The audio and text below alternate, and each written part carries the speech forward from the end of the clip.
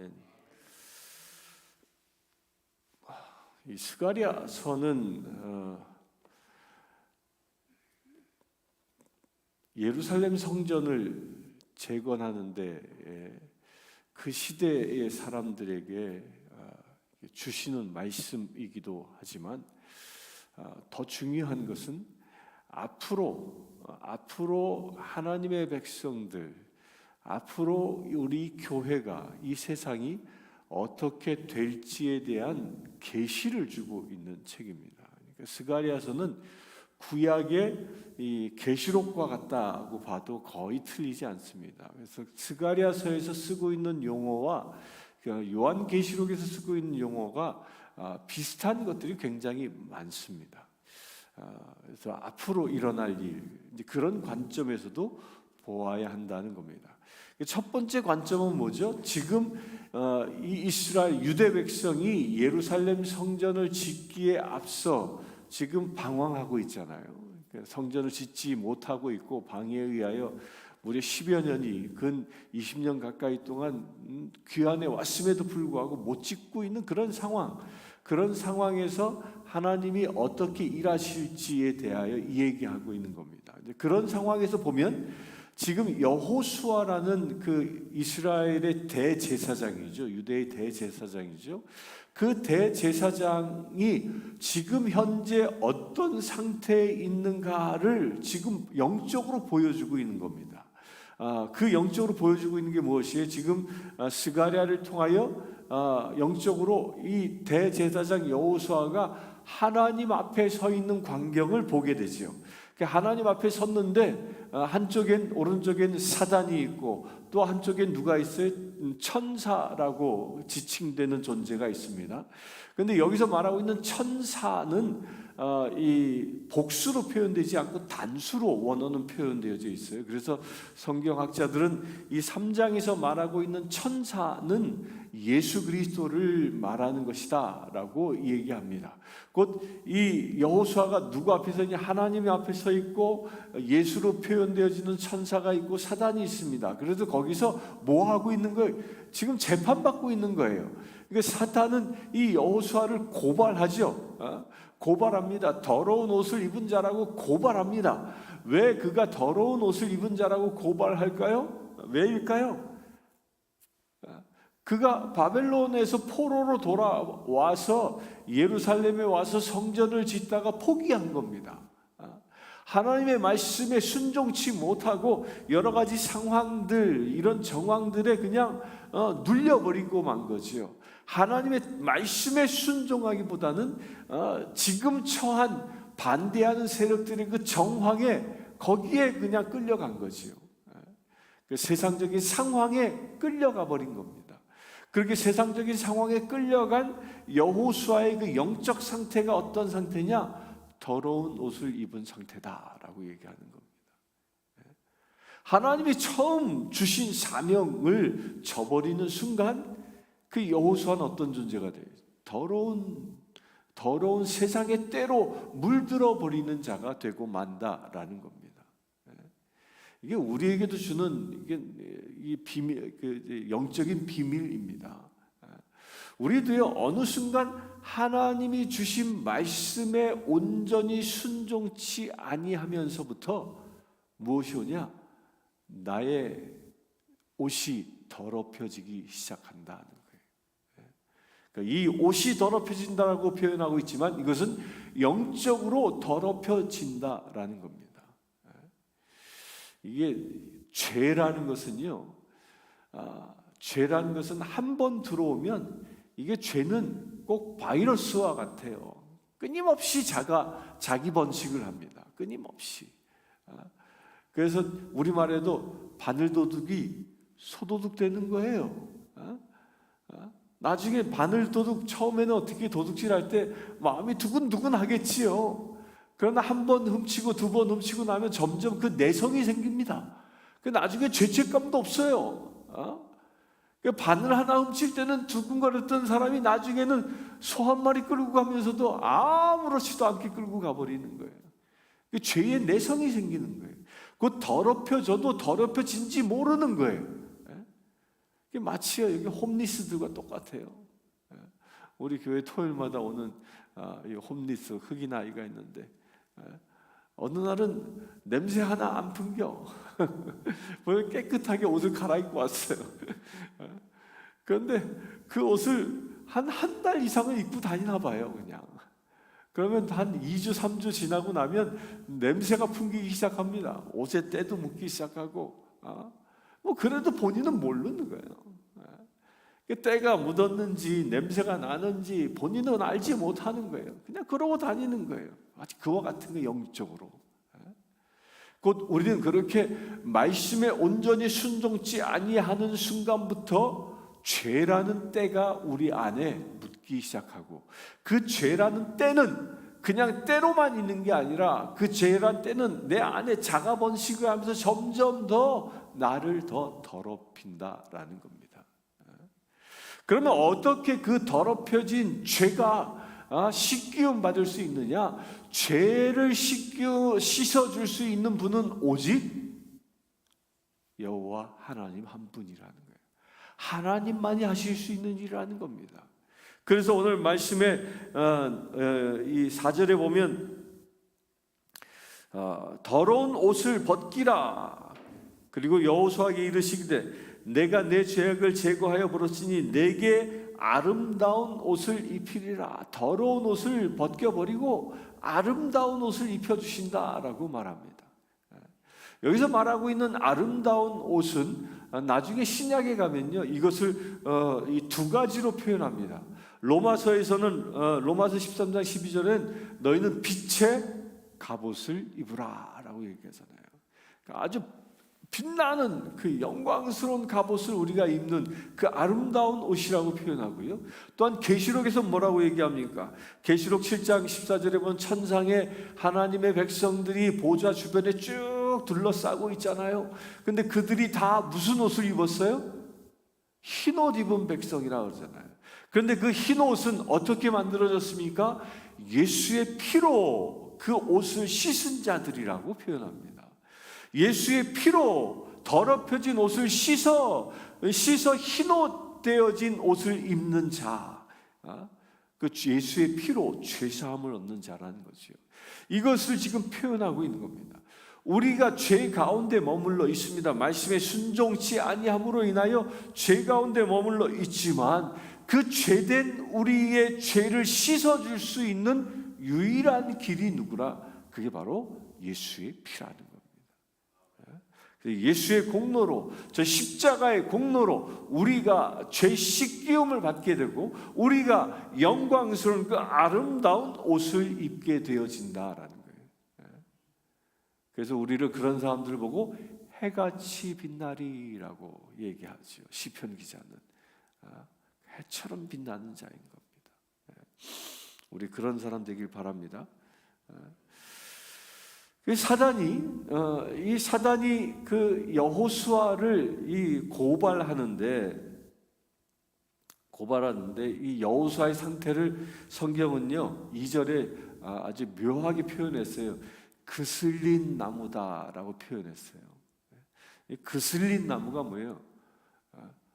불에 타긴 탔는데 끄슬린 거야. 그러니까 겉모양은 불탄 나무예요. 그냥 시커멓게 돼가지고. 그 끄슬린 나무, 이게 죄인된 그리스도인의 모습과 똑같습니다. 우리는 세상을 살다 보면 세상의 죄악이라는 죄악 가운데 살다 보니까 이 끄슬리는 거예요. 늘 끄슬려요. 이 소방관이 불타는 건물에 뛰어 들어가면 그 불에 끄슬리잖아요. 그와 같이 끄슬리게 되어져 있어요.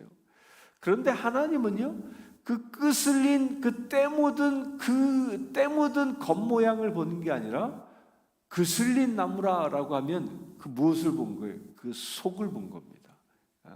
그 속이 아직도 살아있음을 보는 겁니다. 살아있음을. 그 살아있음을 본 것을 8절에는 이렇게 얘기합니다. 내가 내 종 싹을 나게 하리라 라고 말합니다.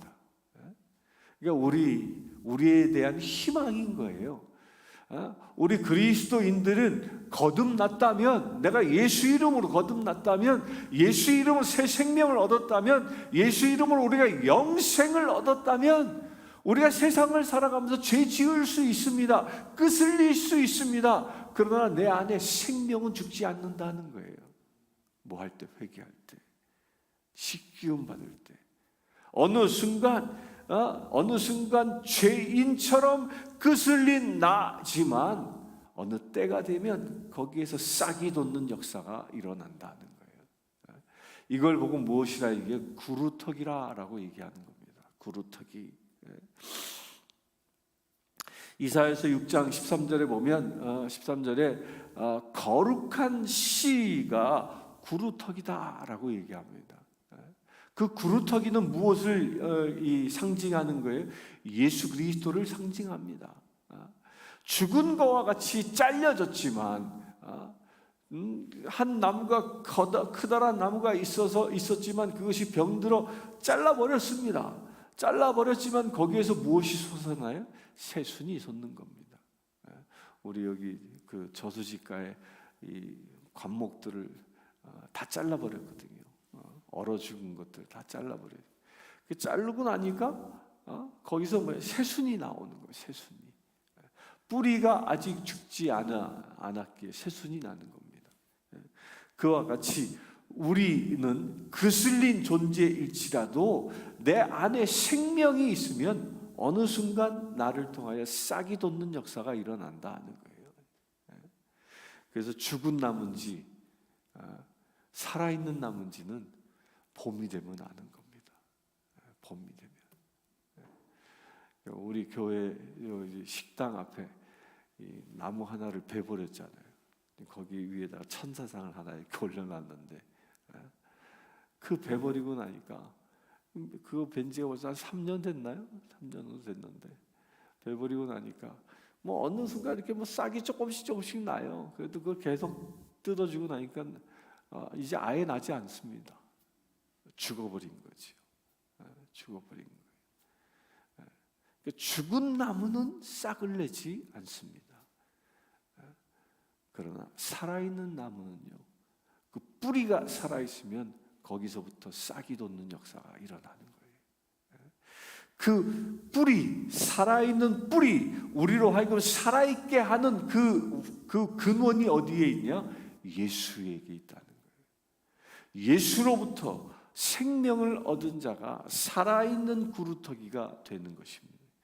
그래서 구루터기가 성경에서 말하는 구루터기가 예수를 예언하고 있는, 예수를 표현하고 있는 것이 바로 이런 의미인 것입니다. 우리 안에 그 예수의 생명이 살아있게 되길 바랍니다. 예수의 생명이 살아있는 자는요, 겉모양은 날로 쇠해져 가도 그 내면은 날로 새로워지는 거예요. 날로.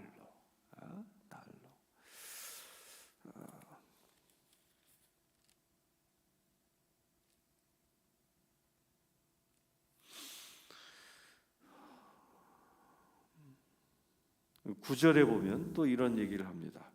만군의 여호와가 말하노라. 내가 너 여호수아 앞에 세운 돌을 보라. 한 돌에 7 눈이 있느니라. 내가 거기에 새길 것을 새기며 이 땅의 죄악을 하루에 제거하리라. 여기 돌이 나옵니다. 돌을 보라. 여호수아 그 심판을 받고 있는 여호수아에게 말씀하시는 거예요. 돌을 보라. 돌을. 지금 여호수아는 그동안 뭘 본 겁니까? 예루살렘에 돌아와서 그가 뭘 본 거예요? 그가 본 것은 주변에 사는 그 사마리아 사람들, 주변에 사는 사람들이 시기 질투해서 성전을 짓지 못하고 방해하는 것들만 쳐다본 거예요. 그리하여 성전 짓기에 엄두도 못 내고 있는 그런 여호수아에게 눈을 돌이키라 하는 거예요. 무엇을 보라? 돌을 보라. 여기서 말하는 돌은 무엇이죠? 그 반석을 두고 얘기하죠. 돌은 반석입니다. 그래서 시편 18절 2절에 보면 다윗이 이제 사울로부터 완전히 자유해지죠. 사울이 죽고 나서 완전히 자유해지니까 그 자유해진 이후에 다윗이 짓고 하나님을 찬양한 찬송이 시편 18편 2절이에요. 그게 무슨 말이죠? 뭐 찾아볼까요? 시편 18편. 시편 18편에 이렇게 얘기합니다. 그 1절에는 그 유명한 말씀, 나의 힘이 되신 여호와여, 내가 주를 찬양하나이다. 그리고 2절에 뭐예요? 여호와는 나의 반석이시요 나의 요새시요 나를 건지시는 이시요 나의 하나님이시요 내가 그 안에 피할 나의 바위시요 나의 방패시요 나의 구원의 뿌리요 나의 산성이로다. 이 유명한 시가 이 시를 말하고 있는 겁니다. 하나님이 너희의 반석 되어졌다. 하나님이 너의 구원 되어주셨다. 하나님이 너의 산성 되어주셨다. 이것을 여호수아야 보라라는 겁니다. 보라. 회방하는 회방꾼들을 보는 게 아니라 너를 구원하시는 하나님을, 예수 그리스도를 보라라는 거예요. 이게 똑같은 상황에서도요, 우리가 무엇을 보냐에 따라 그 사람의 삶이 달라지는 거예요. 똑같은 고난을 만나도 회방꾼을 바라보는 사람이 회방꾼을 바라보느냐, 나를 인도하시고 구원하시는 주님을 바라보느냐에 따라서 그 사람의 인생은 완전히 달라지는 겁니다. 회방꾼을 바라보면 그 사람은 늘 실망과 좌절밖에 있을 수 없는 겁니다. 그것만 남는 거예요. 그 회방꾼만 바라보는 사람들의 말버릇이 있습니다. 그 사람이 쓰는 말만 딱 보면 이 사람은 회방꾼만 바라보고 늘 바라보는 사람이구나라는 거 어떻게 알 수 있냐? 뭐든지 안 돼요라고 하는 사람, 아주 부정적인 말 하는 사람들 있잖아요. 말만 열면 부정적이야. 말만 열면 공격적이고, 말만 열면 시리와 좌절과 뭐 욕설과 막 이런 것들만 가득한 사람들, 그 사람들의 시점은 다 어디에가 있느냐? 회방꾼만 보는 거예요. 그 회방꾼을 붙잡고 있는 자는 누구예요? 사단 마귀거든요. 그러나 반석을 바라보는 자, 예수 그리스도를 바라보는 것이죠. 반석을 바라보는 자는 구원을 바라보고 나의 힘이 되신 주님을 바라보는 거예요. 반석을 바라보는 자는 아무리 역경이 있어도 사울이 자기를 죽이려고 하는 그 엄청난 고난 속에서도 다윗은 무엇을 봤어요? 나의 힘이 되신 여호와여, 반석이 되신 여호와여, 나의 요새 되신 여호와여, 나의 구원이요 뿌리 되신 여호와여, 하나님을 바라본 거죠.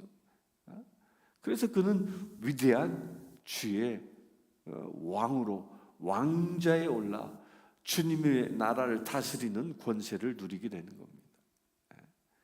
우리가 무엇을 봅니까? 다윗은 그 고난 가운데 자기를 죽이려고 하는 사울을 바라보고 그 사울 때문에 좌절하거나 실망하거나 그를 욕하지 않았습니다. 오히려 나중에는 사울이 죽었다는 소식을 듣고 슬퍼하잖아요. 오히려 사울이 자기를 괴롭힘에도 불구하고 다윗은 무엇을 바라봤어요? 나를 인도하시는 반석 되신 하나님을 바라본 겁니다. 이게 복된 자의 삶인 것입니다. 그래서 우리가 복된 자라는 것은요, 그렇게 반석을 바라보고 구원 되신 예수 그리스도를 바라보는 자는 입만 열면 무엇이 나올까요? 나의 힘이 되신 여호와여, 내가 주를 찬양하리이다. 찬양하는 거예요. 찬양하는 거예요. 우리 찬양하길 바랍니다. 우리 어제 금요 예배 때 영적 무기, 사단 마귀를 대적하는 무기 중에 하나가 뭐였다고 그랬어요? 신권사님? 뭐예요? 방금 내가 얘기했잖아. 찬양. 우리가 찬양만 해도요, 사단이 두려워 떠나가는 거예요. 떠나가는 것. 그 다윗이 그 비밀을 안 것이죠. 따라서 우리도 다윗처럼 찬양할 수 있게 되길 바랍니다. 고난과 역경이 다가왔다고 시리와 좌절 속에 빠져 사단의 종로로 타는 것이 아니라 고난과 역경 속에서도 나를 인도하시는 주님, 나를 보호하시는 주님, 나를 산성처럼 에워싸시는 주님, 나를 구원의 뿔처럼 나를 인도하시는 주님, 그분을 볼 수 있게 되길 바랍니다. 놀라운 게 있어요. 그 돌을 바라보라 했는데 그 돌에 눈이 있어요. 뭐라고 되어 있습니까? 한 돌에 7 눈이 있느니라 라고 얘기합니다. 그러면 7 눈이라 있다. 7이란 말이 뭐지? 7이란 말은 성경에서는 완전수를 얘기합니다. 완전수를. 그러면 7개의 눈이 있다. 그러면 계시록에서 계시록과 연결해서 딱 보면 이걸 뭘 얘기하냐면 교회를 얘기하는 거예요. 교회를. 세상의 교회. 세상의 교회, 이 교회를 통하여 하나님은 세상을 보시고 이 교회를 통하여 하나님은 세상에서 일하고 계시는 거거든요. 이 교회를 상징하는 겁니다. 우리가 거기 속해 있음을 믿으시길 바랍니다. 그래서 우리가 교회를 통해서 세상을 볼 수 있는 눈이 열리는 겁니다. 우리가 교회를 통해서 또한 하나님의 나라를 볼 수 있는 눈이 열리는 것입니다. 여러분들 그런 눈이 열리길 바랍니다. 눈이 열리십시오. 영안이 열리십시오. 영안이 열리면 말씀이 보이게 되고요. 영안이 열리면 하나님의 나라를 볼 수 있는 은혜가 있는 것입니다. 오늘 스가랴가 영안이 열려 하늘의 재판의 모습을 본 것처럼 우리도 눈이 열리면 미래의 놀라운 역사를 볼 수 있는 것입니다. 미래의 소망을 볼 수 있는 것이죠. 그런 우리가 될 수 있게 되길 바랍니다. 그리하여 내가 거기에 새길 것을 새기며 거기가 뭐예요? 돌에다가 새기는 겁니다. 그러면서 무엇을 새기는지는 정확히 표현되지는 않습니다. 그런데 여기서 새긴다라는 건 뭘까요? 여기서 돌에 뭔가 새긴다고 그랬어요. 여러분들 돌에 새긴다 그러면 딱 떠오르는 게 뭐가 있어요? 이 성경을 보면 성경이 구절들이 막 떠올라야 돼요. 돌에다가 뭐 새긴 거 있잖아요. 그게 뭐예요? 십계명. 잘하시나. 그러니까 하나님이 처음 말씀을 주셨을 때 돌판에다가 말씀을 새겨서 주셨다는 거예요. 그러니까 여기에 뭔가 새긴다라는 것은 뭐예요? 말씀을 우리에게 새겨 주신다는 거예요. 말씀을. 우리가 교회 안에 있을 때, 교회 안에 내가 머물러 있을 때 내 안에 하나님은 말씀을 새겨주시는 겁니다. 마치 모처럼 돌판에 글을 쓰는 것처럼. 돌판에. 저는 이런 말 합니다. 저는 머리가 돌이 돼서요, 잘 기억하지 못해요. 걱정하지 마십시오. 돌에 새긴 건요 1000년이 지나도 안 지워져요. 걱정하지 마세요. 이런 종이장에 새기는 건요, 이건 뭐 조금만 환란해서 훅 찢어지죠. 불에 던져지면 다 없어져 버립니다. 그러나 돌판에 새긴 건요 불이 나도 괜찮아요. 그냥 단단하게 있는 거예요. 스스로 돌머리라고 생각하신다면 나는 나와 같은 돌판에 하나님이 말씀을 새겨 영원히 변치 않는 존재다라고 믿으시길 바랍니다. 아무리 머리가 나빠도요, 자기가 필요로 하는 것은 꼭 기억합니다. 치매가 걸려도 꼭 기억하는 게 있어요. 뭐 기억하는지 아세요? 치매 걸린 사람들 밥 먹는 걸 기억합니다. 근데 거꾸로 기억하지, 밥을 안 먹었다고. 먹고 사는 걸 기억하는 거예요. 먹고 사는 거. 그 생명이 달려있기 때문에 기억하는 것이죠. 그러면서 10절에 여호와가 말하노라 그날에 너희가 각각 포도나무와 무화과나무 아래 서로 초대하리라. 여기서 말하는 그날은 언제냐? 1차적으로는 성전이 완성되어지는 그때를 지금 얘기하는 거고요. 또 2차적으로는 이것이 계시록의 관점에서 보면 주님의 날이 완성되어진 그때를 얘기하는 거예요. 왜냐하면 무화과 나무와 포도나무 아래에서라고 표현한 것 때문에 그런 겁니다. 이스라엘 사람들은 무화과 나무와 포도나무 그러면 이게 뭐예요? 포도원을 얘기하는 거거든요. 그래서 예수님께서도 누가복음 7장에 보면 포도원에 무화과 나무를 바라보잖아요. 포도원에 있는 무화과 나무를 바라봅니다. 그 포도원이라는 것은 이스라엘의 나라를 상징하는 것이거든요. 또 무화과도 이스라엘을 상징합니다. 무화과가 저주를 받아 죽어버리죠. 그러나 나중에 그 무화과에 싹이 돋는 날이 올 것이다 라고 예언하셨잖아요. 그러니까 무화과는 이스라엘을 두고 얘기하는 거예요. 그러니까 이 얘기는 뭐예요? 그날 곧 무화과 나무와 포도나무 아래, 이 말은 뭐냐면 예루살렘 성전이 완성되어져 성전을 중심으로 이스라엘이 회복되어지는 그날을 얘기하는 것이고, 또한 2차적으로는 주님의 완성된 날, 심판이 끝나고 하나님의 나라가 완성되어진 그날을 두고도 얘기하는 겁니다. 우리는 어디에 초대받아야 될까요? 두 번째 초대되어지는 거죠. 그 두 번째 초대받은 나라고 믿으시길 바랍니다. 우리 그날에 우리는 초대받은 자로 갈 것입니다. 그러면서 뭘 얘기해요? 나는 초대받은 사람이면서도 또 내가 누군가를 초대하는 사람도 되는 겁니다. 그래서 이렇게 얘기합니다. 너희가 서로 초대하리라 라고 얘기하는 겁니다. 너희가 서로 초대하리라. 나 하나 초대받았다고 좋아할 게 아니라는 거예요. 주님은 나를 초청하심과 동시에 또한 사명을 주셨습니다. 너도 누군가를 초청하라고. 너도 우리 초청할 수 있게 되길 바랍니다. 마지막 날 우리 모두 무화과 나무와 포도나무 아래에서 서로 초청하여 천국 잔치에 참여할 수 있게 되길 바랍니다. 그런 우리 되어질 수 있도록 이 시간 합심하여 기도하기를 원합니다. 기도합시다. 주 아버지 하나님, 그 들린 나무처럼 보일지라도,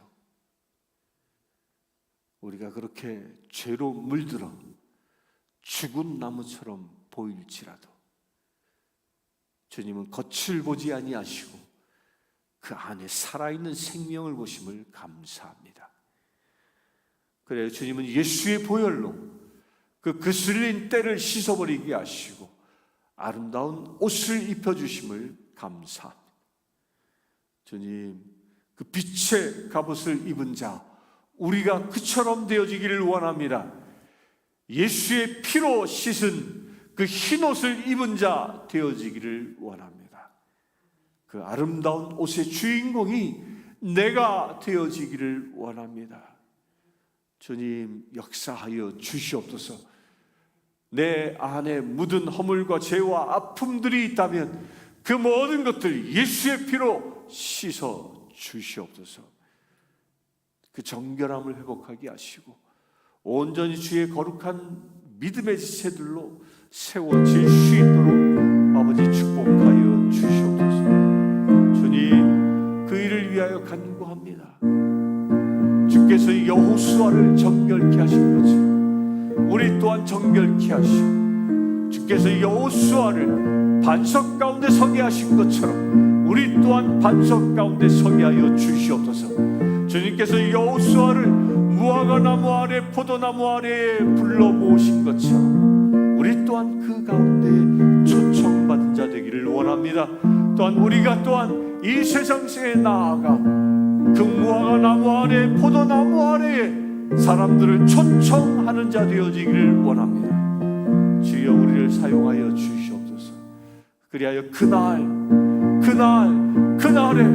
우리가 온전히 하나님의 나라에 들어갈 수 있는 거룩한 믿음의 체들 되어질 수 있도록 축복하여 주시옵소서. 예수 그리스도의 이름으로 기도드리옵나이다.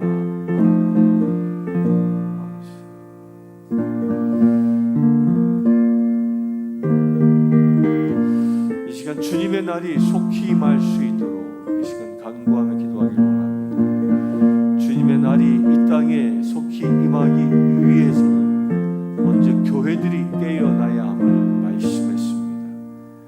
반석 가운데 7개의 눈이 달린 것처럼 교회들의 눈이 열려 하나님의 나라를 볼 수 있는, 하나님의 말씀을 볼 수 있는, 천국의 소망을 볼 수 있는, 주의 나라의 재림을 볼 수 있는 놀라운 눈들이 교회마다 열릴 수 있도록 이 시간 합심하여 기도하기를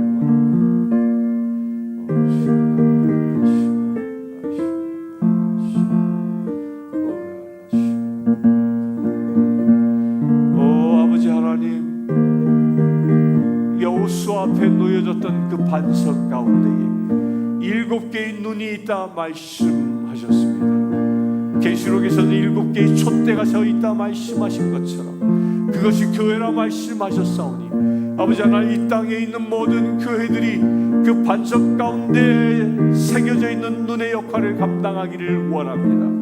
눈을 열어 주님의 나라를 볼 수 있게 되기를 원합니다. 눈을 열어 주의 나라를 보며 하나님의 말씀을 볼 수 있게 되기를 원합니다. 눈을 열어 주님의 나라가 오심을 볼 수 있게 되어지기를 원합니다.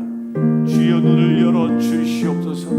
이 땅에 있는 모든 교회들이 눈이 닫혀 흑암의 권세 가운데 있는 존재가 아니라 눈을 열어 하나님의 나라를 볼 수 있는 거룩한 교회들 되어질 수 있도록 아버지 축복하여 주시옵소서. 그래 아버지 하나님, 이 땅에 있는 교회들이 주님의 나라를 준비해 나갈 수 있는 거룩한 교회를 되어질 수 있도록 아버지 축복하여 주시길 원합니다. 그 일을 위하여 주님 말씀 간구합니다. 여호수아 대제사장의 옷을 빨아 아름다운 옷으로 바꾸어 주신 것처럼 주님, 이 땅에 있는 교회들의 옷이 빨아지게 하여 주시옵소서. 옷이 씻기움 받게 하여 주시옵소서. 세상에 물들어 죄악 가운데 타협하며 살아왔던 교회들, 아버지 하나님, 그 모든 교회들의 옷이 씻겨지기를 원합니다. 주님 역사하여 주시옵소서. 교회가 정결함을 회복하는 놀라운 역사가 일어나게 하여 주시옵소서. 어느 순간부터 이 교회가 세상 것들에 의하여 물들어버리고 말았습니다. 동성애에 물들었습니다. 인본주의에 물들었습니다. 아버지 하나님의 마음을 보는 것이 아니라 사람들의 생각 가운데 머물러 버리고 말았습니다. 아버지 하나님, 이 모든 죄악들이 예수의 보혈로 씻겨지기를 원합니다. 이 땅에 있는 모든 교회들이 다시 거듭나기를 원합니다. 주님 역사하여 주시옵소서. 교회 가운데에 새로운 주의 말씀이 새겨지는 역사가 일어나게 하여 주시옵소서. 모세의 돌판에 주께서 십계명을 새겨주신 것처럼 이 땅에 있는 모든 교회들 가운데에 반석의 그 가운데에 하나님의 새 계명이 새겨지게 하여 주시옵소서. 그래야 주님, 이 땅에 있는 교회들이 새 말씀을 받아 새롭게 무장하는 놀라운 역사가 일어날 수 있도록 아버지 축복하여 주시옵소서. 그 예수 그리스도의 말씀, 그 예수 그리스도의 이름이 새겨지는 역사가 교회마다 일어나게 하여 주시옵소서. 우리 주 예수 그리스도의 이름으로 기도드리옵나이다. 아멘.